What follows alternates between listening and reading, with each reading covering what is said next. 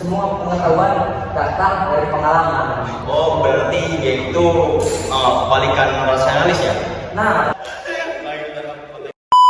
Assalamualaikum warahmatullahi wabarakatuh. waalaikumsalam warahmatullahi wabarakatuh. Halo semuanya. Selamat datang di podcast Filsafat Umum Kelompok 2.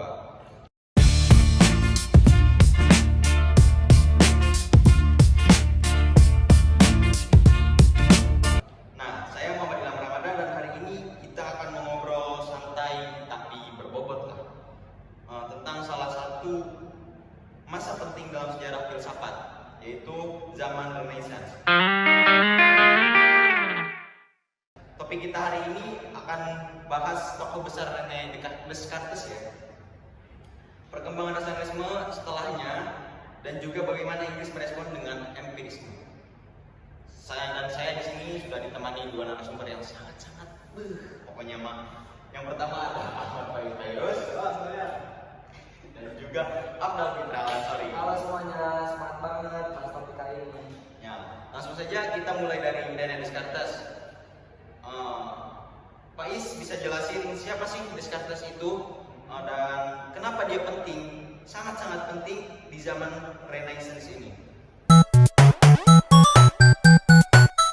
Oke, jadi begini, Descartes itu dikenal sebagai bapak filsafat modern. Dia memperkenalkan metode berpikir yang sangat logis dan rasional. Kutipan terkenalnya Cogito ergo sum atau aku berpikir maka aku ada. Itu dasar dari filsafat modern. Oke, dia juga mencoba meragukan semua hal agar bisa menemukan kebenaran yang absolut, dan itu jadi titik awal pendekatan rasional dalam memahami dunia.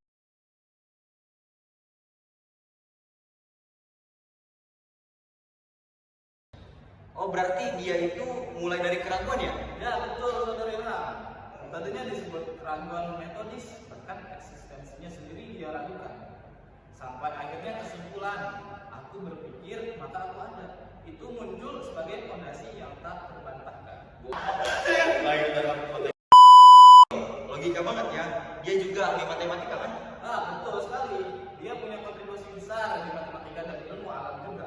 Makanya dia percaya kalau dunia bisa dijelaskan secara rasional dan matematis. Nah, itu guys jawabannya. Sekarang kita lanjut nih ke saudara Afdal Fitra Ansari. Setelah Descartes, saya ingin bertanya nih, Afdal ya. Ya, baik. Setelah Descartes, gimana perkembangan rasionalisme itu? Silahkan. Jadi seperti ini.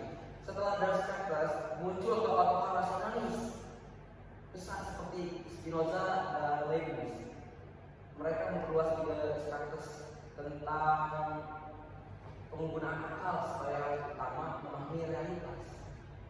Nah, Spinoza misalnya melihat Tuhan dan alam sebagai satu kesatuan. Dia sangat sistematis dan mencoba memahami dunia lewat logika murni. Sedangkan Leibniz terkenal dengan gagasan monad dan prinsip the best of all possible worlds.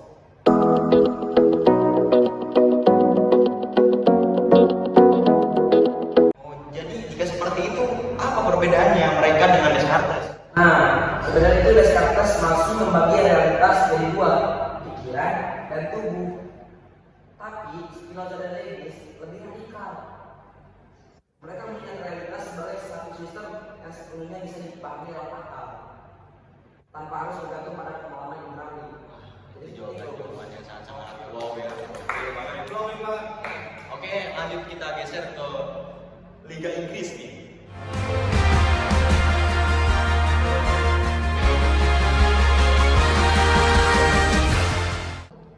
Apa sih? Silakan Saudara Abdal.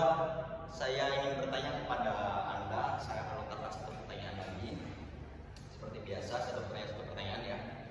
Inggris waktu itu kayak jadi tandingan pemikiran nasionalis ya? Bisa dikatakan ya? Iya, Inggris berkembang aliran Inggrisme. Tokohnya antara lain dulu George Berkeley dan Gavin Hall. Mereka menekankan pentingnya pengalaman indera sebagai sumber pengetahuan utama. Jenuh bilang manusia lahir seperti tabula rasa. Apa sih tabula rasa? Alias ras kosong. Nah, semua pengetahuan datang dari pengalaman.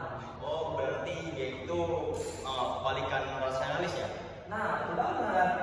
Kalau rasionalis percaya akal, bisa menemukan kebenaran tanpa pengalaman.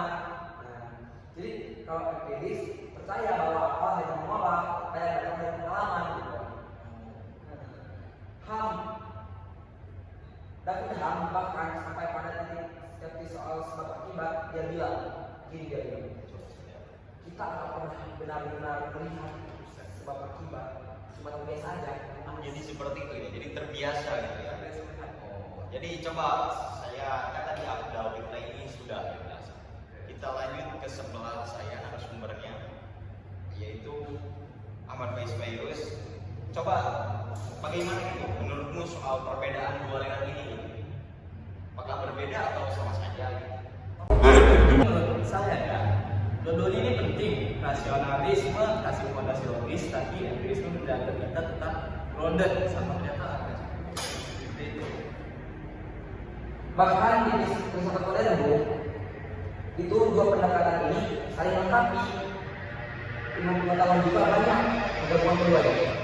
Jadi dua pendekatan ini itu saling melengkapi, ilmu pengetahuan juga banyak gabungan keduanya seperti itu ya. Itu pertanyaan yang sangat-sangat betul. Jadi kita sudah mengupas tuntas ya tadi. Langsung saja kita ke segmen berikutnya yaitu penutup.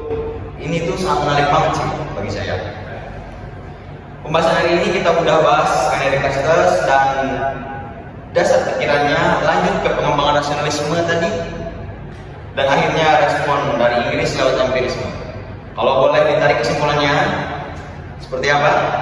Nah, zaman Renaissance itu bukan cuma soal seni dan kebudayaan, tapi juga soal revolusi cara berpikir.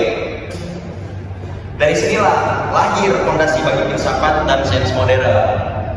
Terima kasih banyak buat Ahmad Faiz Fairuz dan juga Abdul Fitri Ansori, dan buat kalian yang sudah dengerin, kalau gak budek ya, semoga bisa makin kritis dan sadar pentingnya berpikir dalam kehidupan. Terima kasih. Sampai jumpa. Sampai ketemu di episode berikutnya. Hanya di filsafat kelompok 2, kalian jadi enggak mendua.